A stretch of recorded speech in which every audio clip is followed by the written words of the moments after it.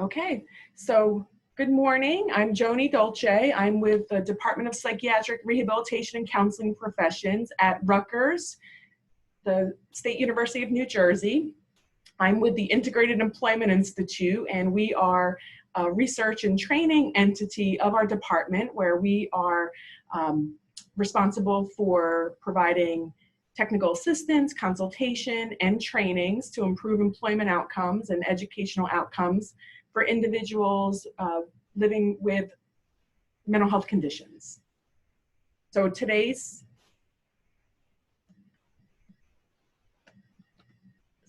webinar or call is Disclosure in Employment, and we're going to talk about managing personal information.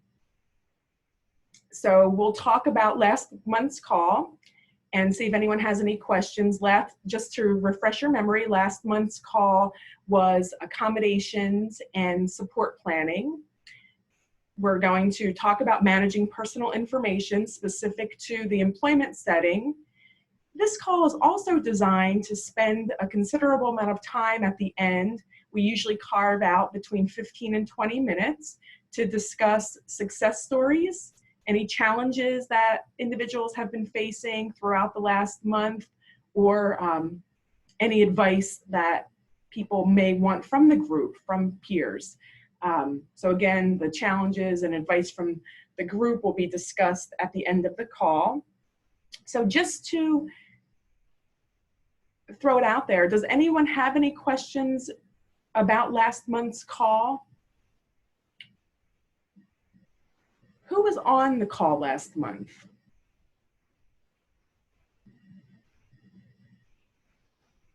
You know, I for some reason cannot see your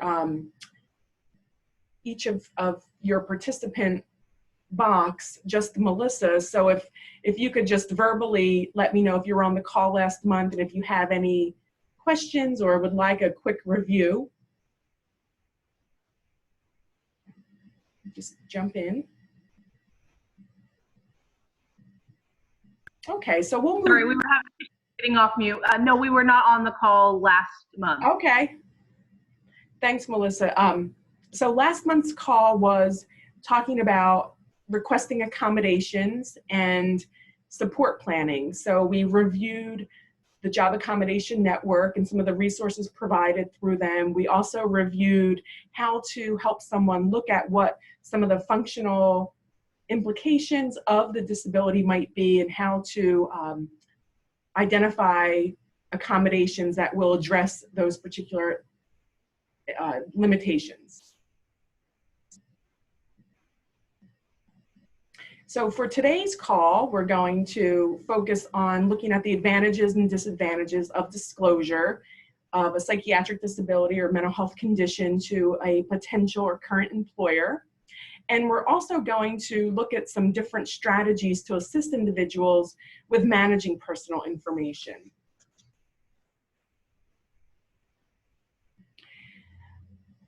Waghorn and Associates, Jeff Waghorn has done a lot of work around disclosure and managing personal information, and they look at this decision to disclose in a multidimensional way. They really are advocating and suggesting that it be looked at more of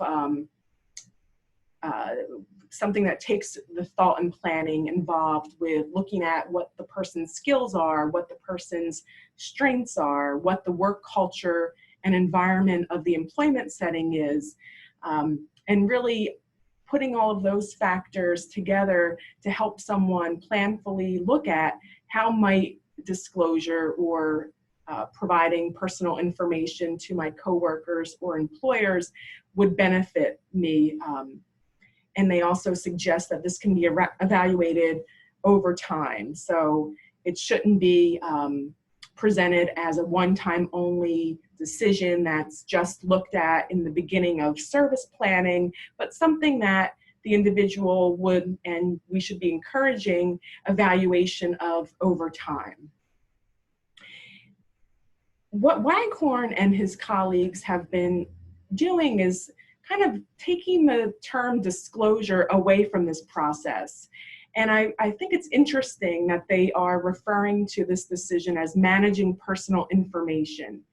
We all have personal information that we need to manage, whether it's in a work setting, in an educational setting, in social situations. We decide how much of our personal information we're going to provide to others. So having this kind of using this term, managing personal information, from what these authors are suggesting, Waghorn and colleagues, it really does take that almost that feeling of you're hiding something when you talk about disclosure, or there's almost that there's something to be ashamed of or guilty of, is what they are suggesting. And using a more general term like managing personal information is really something that all of us need to do at some point in our lives, whether it's work or school. So I'm going to open it up and would like for people to talk a little bit about that difference, and what does hearing the term managing personal information as opposed to disclosure say to you? Or are there times that you have felt, and you certainly don't need to disclose or identify very specific information, but are there times that you needed to decide whether or not you needed to provide certain personal information in settings for your own benefit? Do we have anyone who would like to talk about this idea of managing personal information as opposed to disclosure?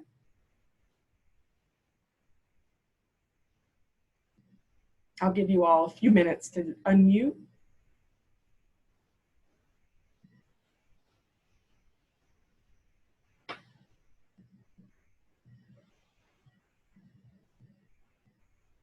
Melissa, anyone in your group want to weigh in?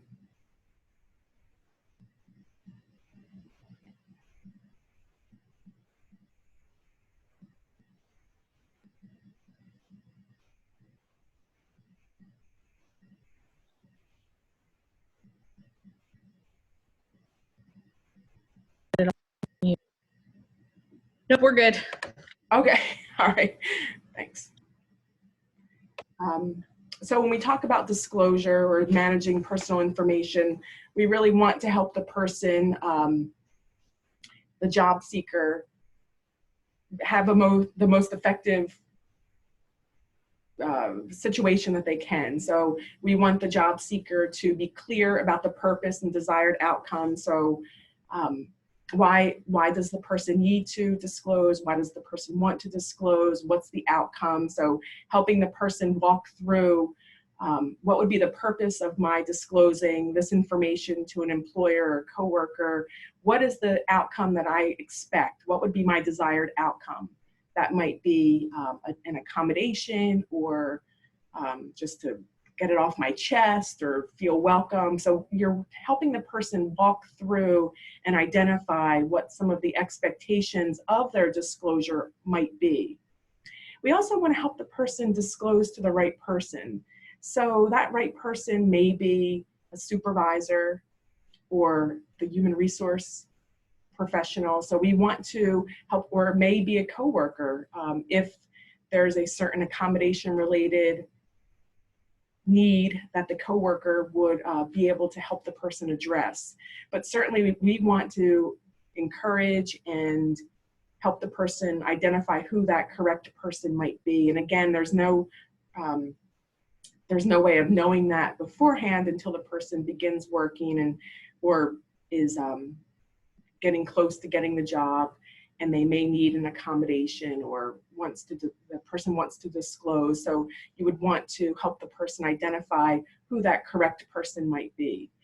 You also want to encourage the job seeker to disclose or provide this personal information about their mental health condition in a timely and appropriate manner. So the person, if the person knows that every job that they've had, there are certain accommodation needs or support needs related to their disability, disclosing sooner than later might be helpful to that person, so they can have the accommodations in place or the support needs in place before things aren't working out properly, or before things start to go bad.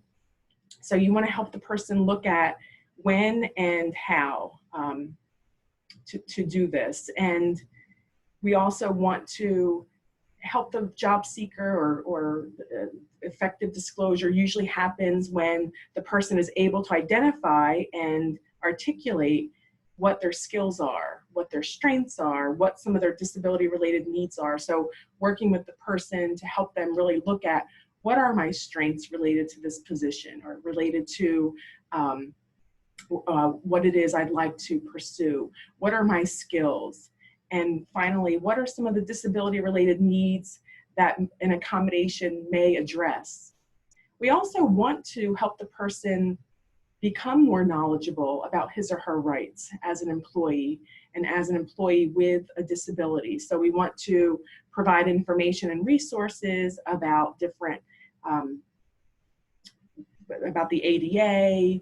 In Washington State, your disability rights program, I have on the back page with that information. So we want to encourage people to pursue additional information about what their rights are, and what they need to or may not need to, or what they should or should not, or can or can't disclose to an employer.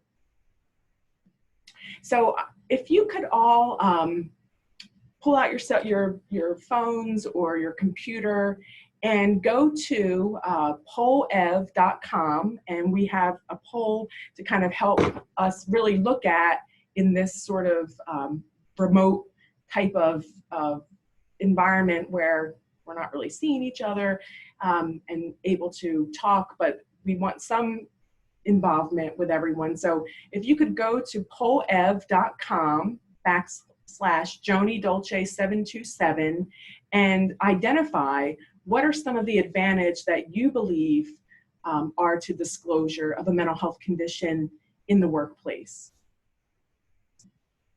Your responses will begin to come up. So I'm gonna just test it. So pollev.com/Joni Dolce, all one word, 727.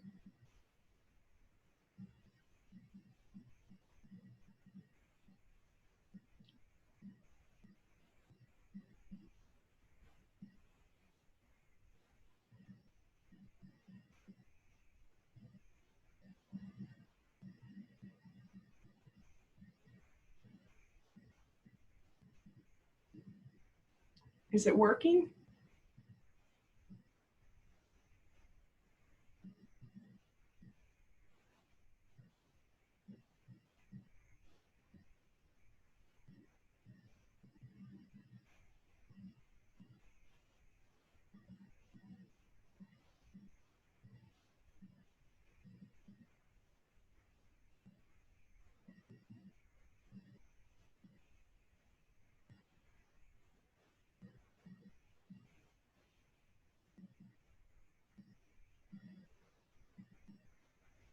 Okay. So we have the atmosphere, overall, lead to trust, accommodations, it creates, someone had said vulnerability. Is there someone who would like to describe what they mean by this idea of vulnerability?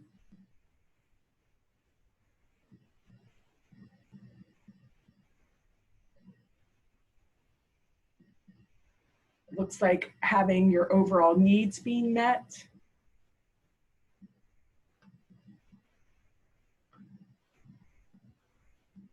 Okay, Dina, yes, it's Pollev, capital Poll, capital EV, yes. Okay, so let's see.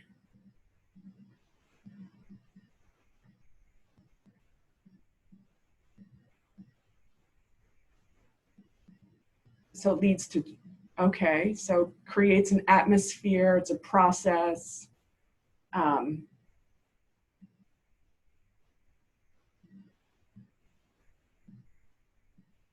a willing exchange. Okay, overcome, so there's an advantage. Okay, so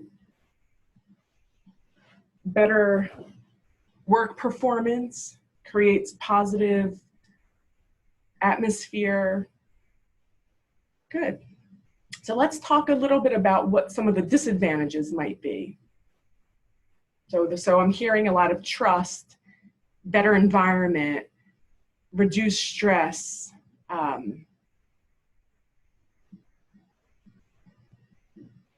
creates an exchange or a positive. There's a lot of positive, and it looks like advantages to this, and certainly having an accommodation.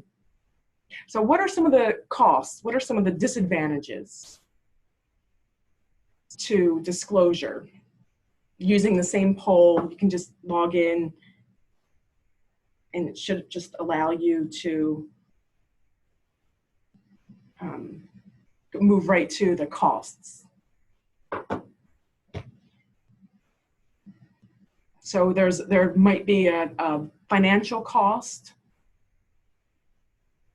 trigger,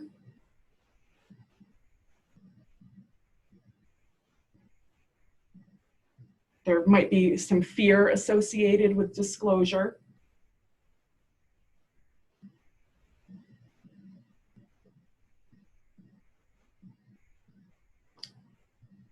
Fear that there's a fear, concern, or a cost that people may not have an understanding, it sounds like, from what people are writing.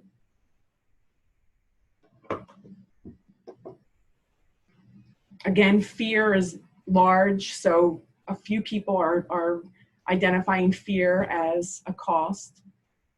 Relationships, feeling judged.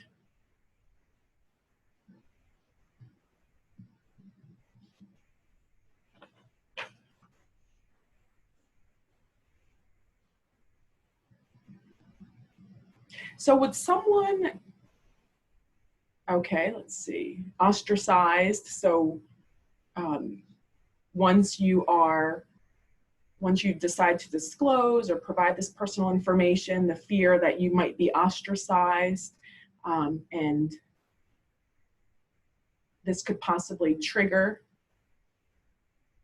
some additional concerns or potentially symptoms.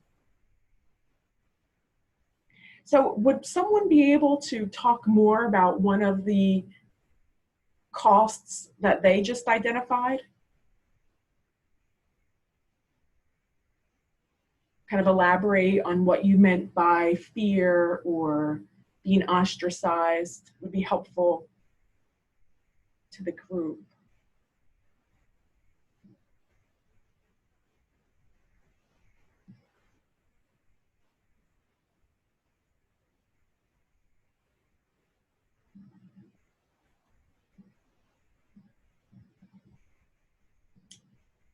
Anyone?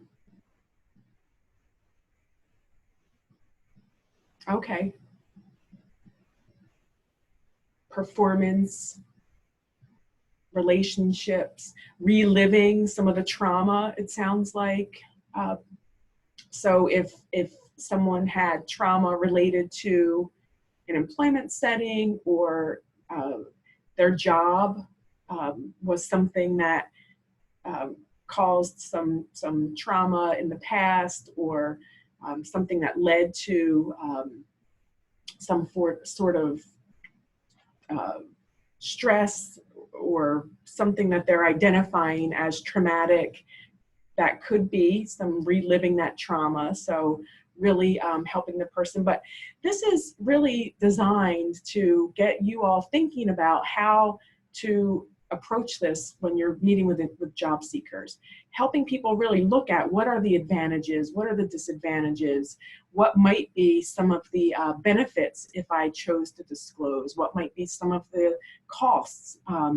So helping someone really look at what it is that could be beneficial, or what some of the disadvantages of this decision. And that kind of goes back to what Waghorn and colleagues were suggesting, that this really does take time and take planning and putting in the effort beforehand, and certainly reevaluating over time is helpful and helps the individual feel that this is a decision that I have thought through and have really planned, and help the person gain that confidence with the decision. So I think we said most of these, but some of the costs might be potential discrimination. So the person may actually not get hired if they disclose prior to a job offer. So a colleague and I, a few years back, conducted a focus group project with human resource professionals, and one of the themes that were identified was disclosure of a mental health condition prior to job offer may in fact, according to this group of individuals that we conducted the focus group with, may impact whether or not they are called back for an interview. And the human resource professionals were very honest and open, and were mentioning things like, we don't have enough information, we're not very knowledgeable about mental health conditions, so we see what's portrayed on the media, or we don't necessarily have a good enough understanding. So those costs are real, and there's lots of research out there that suggests that employers are somewhat reluctant to hire individuals if they have a known psychiatric illness. So not getting hired is very real. People may feel that they are treated differently, so that's certainly a consideration. I think you all in the word, and all the words that were coming up in the previous slide certainly suggested that people might be treated differently, ostracized. I think one of the words was someone may not be considered for promotions or a more skilled position, and there are others, as you mentioned. Some of the benefits might be the person is able to receive an accommodation on the job. They also might feel like they're quote unquote not hiding anything, or they might not feel like they're constantly on guard. And it is an opportunity to raise positive awareness. So it's most important, however, to identify what these benefits are specific to the individual that you're working with. So really sitting down with someone, helping them look at the costs and benefits, helping them really look at what's in it for them, what would be the most beneficial reasons for me to do this. So here's an example of someone who may choose to disclose. Carmine is very interested in working with individuals who have recently been hospitalized because of suicidal attempts. He is working toward a bachelor's degree in psychology and believes his past personal experiences living with a psychiatric disability, specifically managing symptoms related to depression and suicidal thoughts, will be an asset in his work. Therefore, he has decided to disclose his disability when speaking to prospective employers, to demonstrate how his lived experience has contributed to his skills and knowledge in this work environment. So there might be very clear reasons why people choose to disclose. As employment specialists and helpers in this field, it's also beneficial for us to help someone really explore that decision before they make it, because once that disclosure is done, you pretty much have to kind of live with those consequences, whether they're good or bad.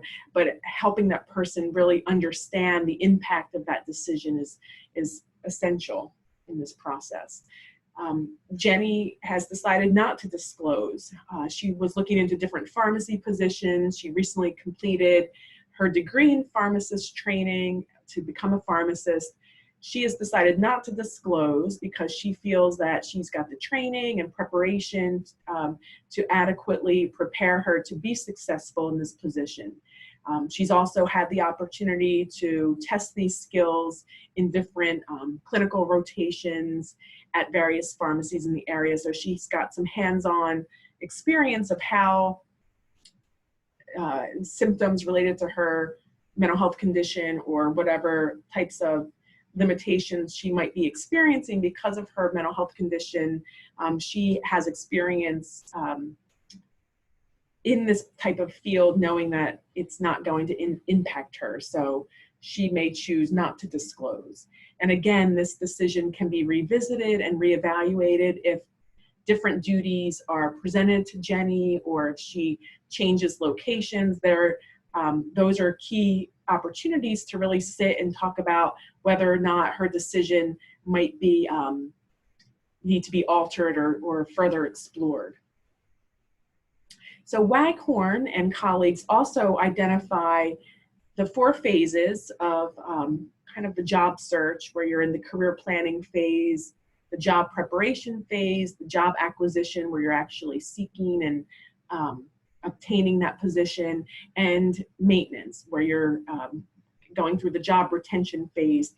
He looked at these 4 phases and identified different strategies for disclosure, managing personal information for each of those stages. So when someone is in the career planning phase, we're really talking about job matching, helping someone, again, look at their skills, strengths, experiences, education, and helping to find a job that really matches what those abilities, strengths, skills, maybe support needs, and also values. So just to get a quick kind of talk a little bit about what values are. So what would be a good match for someone if you're talking about values and you're talking about the jobs that you're all in right now? What are some of the values that you hold that make this a good job match? If we could have 1 or 2 people just either in the chat box or verbally let the group know.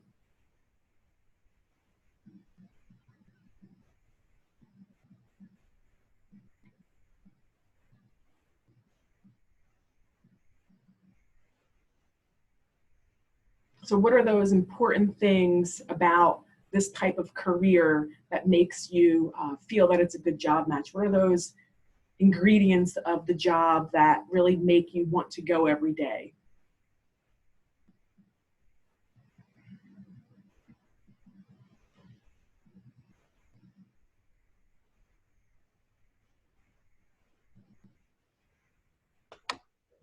One of the main things that my staff mentioned was helping people and being able to help them find the strengths that they have in themselves and helping them see the potential that we see. Yeah, so helping people identify their strengths, helping people to really look at those characteristics that they may be overlooking in themselves. So as people in this helping profession, specifically in the job developer role or role as employment consultant, we really are charged with this task of really helping people to look at themselves and find the positive qualities that they may not have been able to find. Thank you, Melissa. That's a good example. So helping others is a value that in this field we might have. Helping people look at what those values are in their lives. What are some of those characteristics of a job that make someone really interested and want to be engaged in that particular career or job? We also, in this career planning phase, want people to identify this idea of automatic disclosure patterns. So are people automatically disclosing information about themselves that may have been acceptable in other environments, in their homes, or if they are attending a program or work, are closely connected with other individuals who have mental health conditions. Maybe disclosing information specific to symptoms or other more personal information might be okay. However, when you're looking at different job possibilities or going back to work, it may not be, those automatic disclosure patterns may not be particularly useful when someone is trying to identify positions.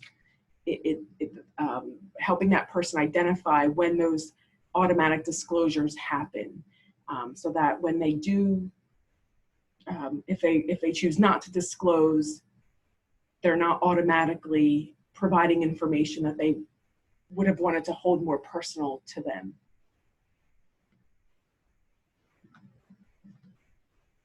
So the job preparation phase, when someone is in that phase where they are filling out applications, preparing for a job, interviewing, this is where you really want to sit with someone and look at what are the advantages and disadvantages. So kind of doing something similar to what we did earlier in the presentation. We also want to look at, are there different work cultures and different worksite interactions that may be more conducive to disclosure, or may help the person decide whether or not disclosure is right for them. So are there types of environments that the person may feel more comfortable disclosing, or it may be more, they have more confidence in those different types of situations. So Carmine, the example of the gentleman who was applying for a job to be a counselor with people who have suicidal ideations, might be an example of a work site that may be more conducive to some level of disclosure, particularly if it helps the person obtain a position and that real life experience is beneficial to the job.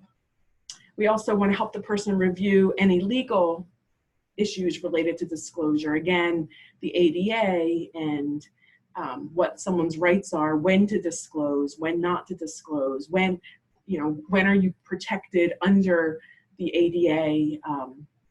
So we want someone to really understand what those legal issues might be.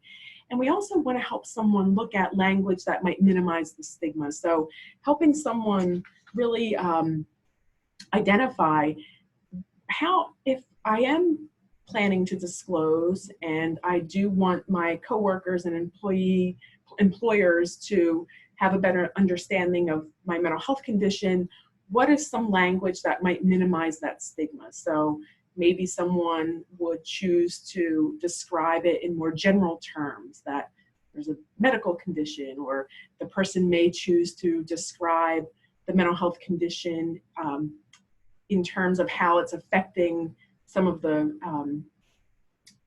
functional, the functioning. So for example, if someone has a difficult time concentrating, that type of language might be less stigmatizing than talking about specific psychiatric symptoms that they're experiencing. So helping the person really look at language that minimizes any stigma associated with having a mental health condition. So in the job acquisition stage, this is when you're acquiring the position. This really takes a lot of planning with the job seeker and helping the person look at those benefits and what specifically would the person say to an employer. So does the person, again, want to disclose in more general terms that there might be a medical condition that requires an accommodation, or I have a difficult time concentrating, or sometimes my memory is poor. So helping the person really look at, and if you were at the last call, or if you were on the call back in October, we did discuss helping the person look at what are some of the functional implications of the mental health condition that someone might have, and kind of proposing to the employer accommodations and modifications that specifically address those functional limitations or implications of certain symptoms related to the disability. Also looking at and really planning with the person why and when is the best time to disclose. So if someone says, well, at the interview, really helping the person talk through why is that the best time? Why is that the situation that you feel you would like to disclose? And really providing information about legal rights at that time. Prior to the interview, the person discloses, they aren't covered. You know, you're disclosing information that the employer could potentially use to eliminate you from getting an interview or a second interview or even the position. So you really want to help the person look at legally, when am I protected under the Americans with Disabilities Act, and when should I be disclosing this information? So if the person is offered the job, helping them again walk through why. Again, if the person has worked for a while and duties have changed, or the need for an accommodation develops later in the position, that might be when someone decides to provide some information so that they can receive an accommodation.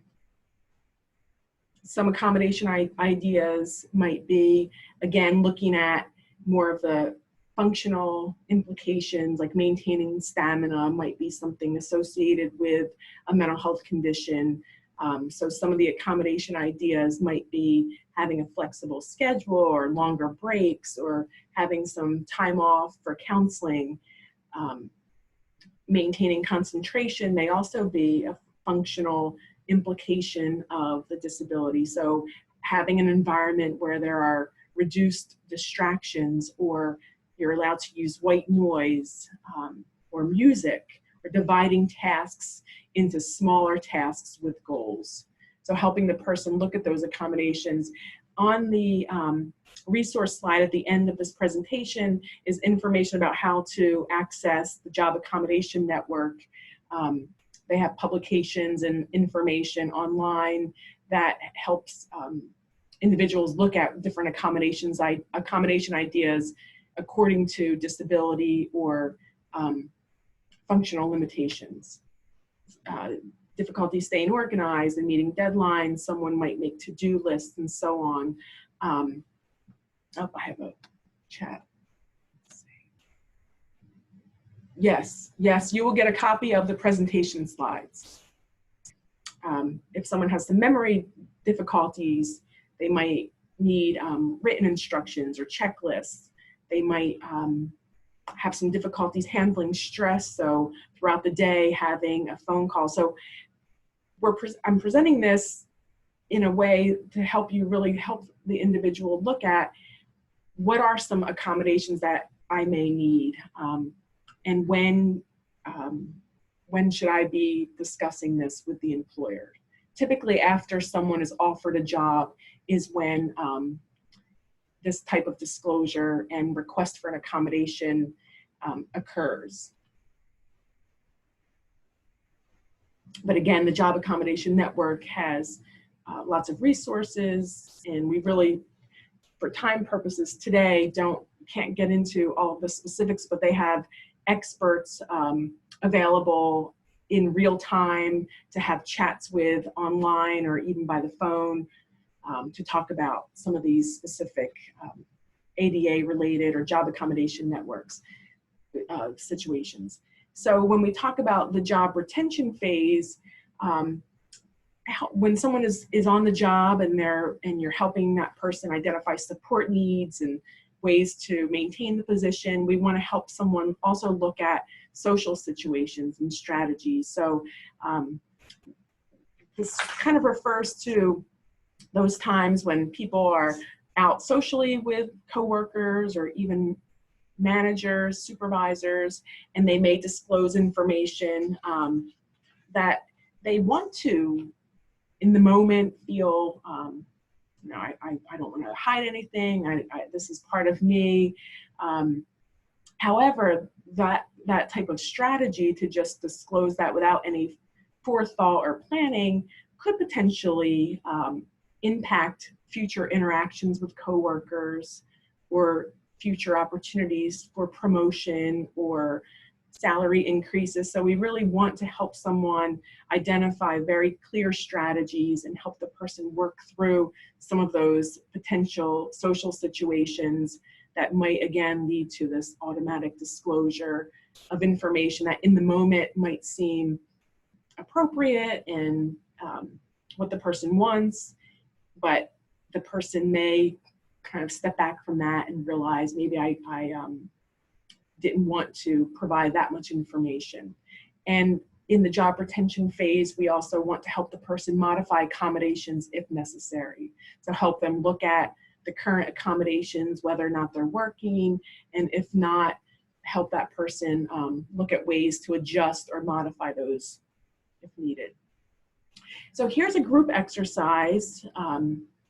We'll take a few minutes to read it. I'll also read it out loud to look at ways that we might, in a real situation, help someone work through this decision to disclose information about a mental health condition. So Jane is interested in employment as a librarian. She has a master's degree in library sciences.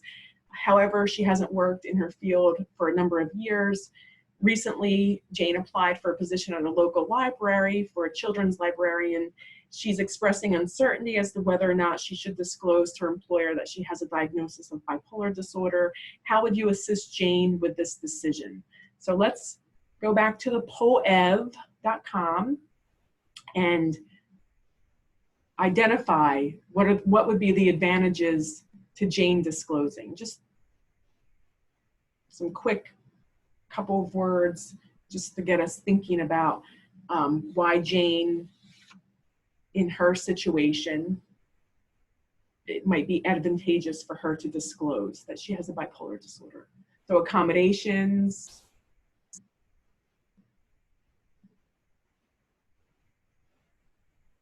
other advantages.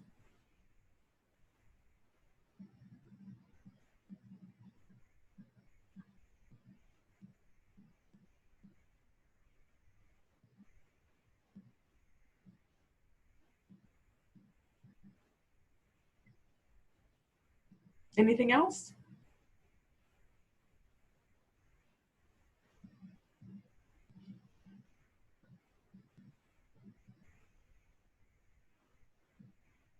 So what are the disadvantages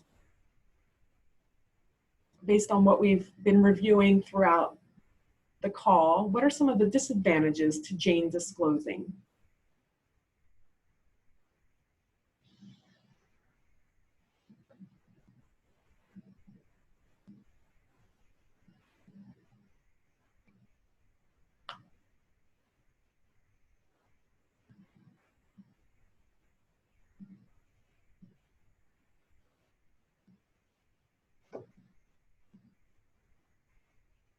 Let's see.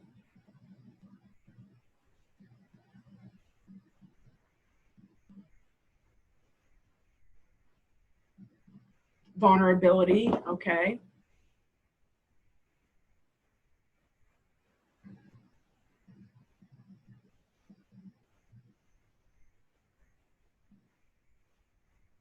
Anything else?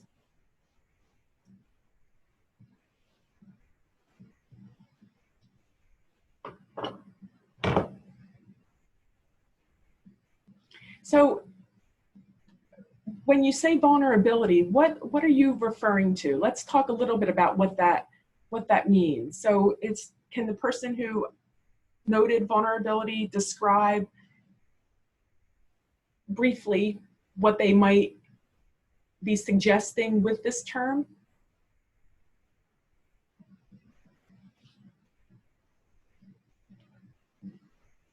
Well, some might feel as if people are judging them or looking at them with preconceived ideas. Yep. So there might be that sense of vulnerability that someone is judging them. Have you worked with individuals who have expressed that they've been judged or have felt judged by employers or even other people in the community? Well, some have expressed that they go into a job with a certain, um, feeling of maybe paranoia, depending on a lot of issues, and maybe even medications that they're taking. Mm-hmm. So there might be some thoughts around the medications, there might be some thoughts around symptoms that the person might be experiencing. Are there other disadvantages to Jane disclosing that she has a bipolar disorder to her for this position in library sciences?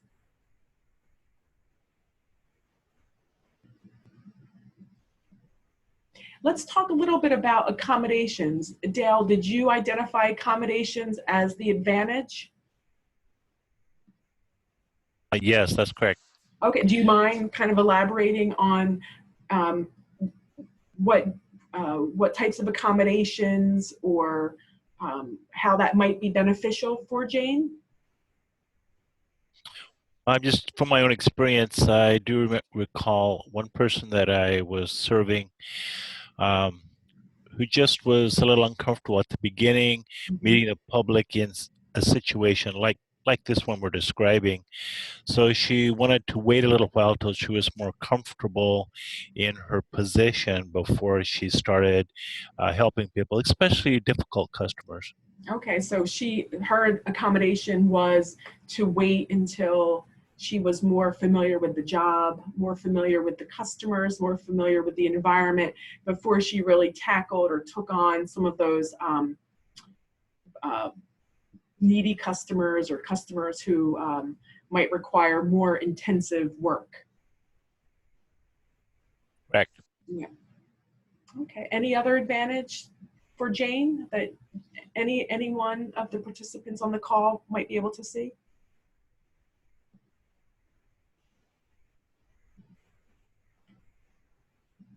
Or disadvantages? So what specific strategies would you use to assist Jane with this decision? So thinking back on what we have been talking about and looking at those 4 phases, the career planning, the job preparation, job acquisition, and job retention stage, what specific strategies would you use to assist Jane with this decision?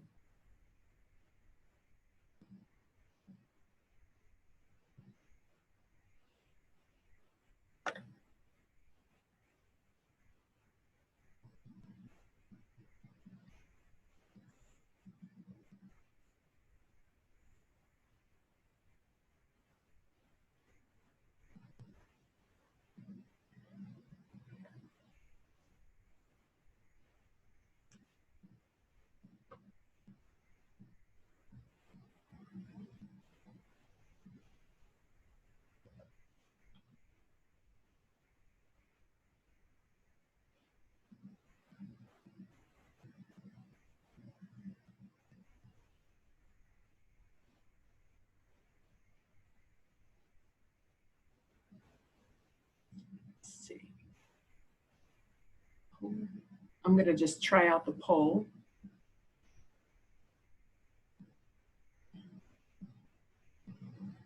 Okay, so discuss with her the purpose of any disclosure. Great. So help her look at what would be the purpose, what would be the outcome that she's expecting, what would be the overall intention of her to disclose this information. Great. Any other strategies? I was going to jot into the poll, how about helping her identify, in that career planning phase, what some of her work values are, what some of her interests are, and hopefully this is a good match for her, and that may help to minimize some of the need for an accommodation if this is something that she's really thought through and planned for. Any other specific strategies that you might use to assist her?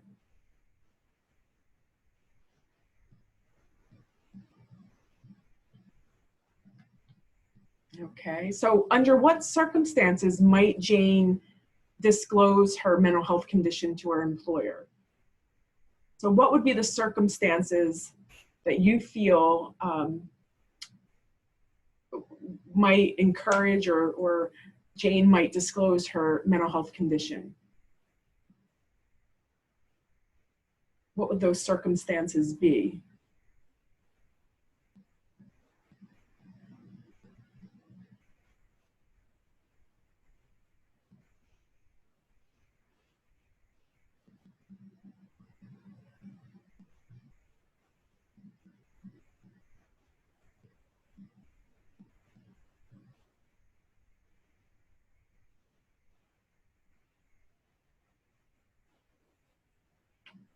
Let's see.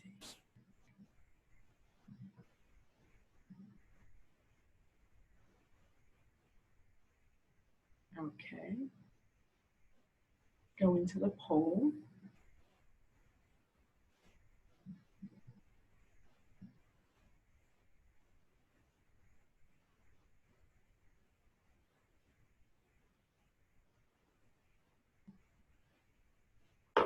So maybe to receive accommodations if her job performance is beginning to suffer. So kind of that reevaluating the need for an accommodation, or reevaluating the need to disclose if she begins noticing that there's some job performance issues. Excellent. Any other circumstances? And again, we don't really know that much about Jane just from this brief vignette, but these are two certainly valid circumstances that might cause Jane to disclose. So before we move on, are there any successes that people would like to share with the group, or challenges, advice, implement a new strategy that people are excited to share, something that recently happened with services that they provide?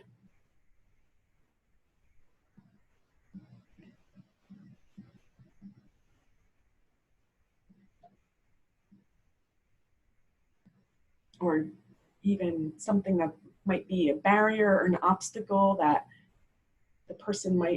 you might want to get some advice from the group.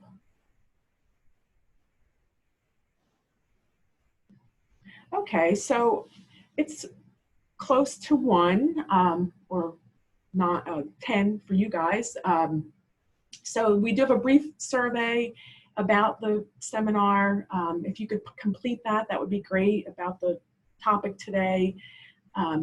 It's the second drop-down choice. Once you click on to the Survey Monkey, that would be great. And I appreciate your being on the call, and I know that it was a very sparse attendance today because of the conference. So hopefully the conference, I've heard wonderful things about it. So enjoy if you are able to attend.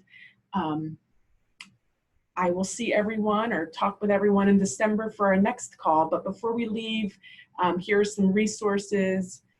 Disability Rights Washington is specific for your state and has a lot of good information and resources if people have legal types of concerns or issues. The ADA and Job Accommodation Network. I just realized I think I'm going to have to put this into the chat box. So if you all could just hold on 1 minute while I put this into the chat box.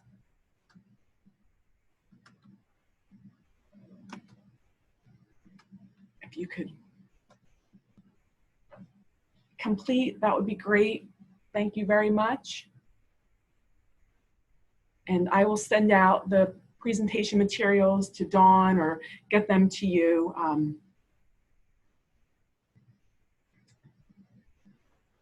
Okay, did everyone get a chance to click on to the SurveyMonkey link? Are you able to access it? Dale, your box is actually in view. Are you able to access the link just so I know for the future? Yeah, it's coming up in the box. So Okay, good. it So worked, yeah. Thank you. if you click on it, it should take you to the survey. It's asking for my mother's name. What is it? Asking for my mother's name. What's your mother's name? Oh, no, not, I think it's just asking for the initial. Yes, it's just asking for the initial, just so, and I think it only asks for the first initial or last initial. But yes, that is the link. And then as you progress through, it'll ask you specific questions about the training.